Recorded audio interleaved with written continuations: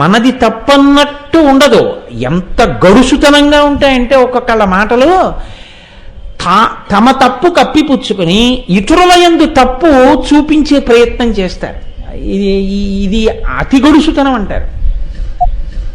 ఓ తండ్రి కూతుర్ని పిలిచి, అమ్మ మేకు కొట్టాలి గోడలో, ఆ సుత్తి పక్కింటి వాళ్ళని అడిగి ఒక్కసారి తీసుకురా మేకు కొడతానన్నాడు. ఆ అమ్మాయి పక్కింటికి వెళ్ళి వచ్చి, నాన్నగారండి వాళ్ళని సుత్తి అడిగాను, వాళ్ళు ఇవ్వనన్నారు అంది.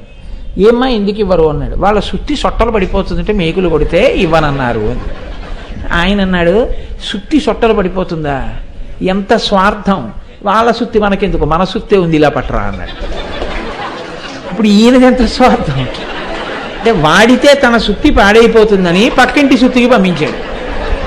పైగా తాను సిగ్గుపడాలి, ఇక్కడే ఉందమ్మా సుత్తి, లేతే మర్చిపోయానో ఏదో అనడం కాదు, సుత్తి సొట్టలు పడుతుందా మీకు కొడితే, ఎంత స్వార్థం, మన సుత్తే ఉంది పట్రా అన్నాం. ఇప్పుడు అది మంచితనమా గడుసుతనమా? అది ఎలా ఉంటుందో తరచి చూస్తే తప్ప మంచితనం కాదు, అతి గడుసుతనం అని ఎలా కనపడదో దుర్యోధనుడు బతిమాలన అలా ఉంటుంది.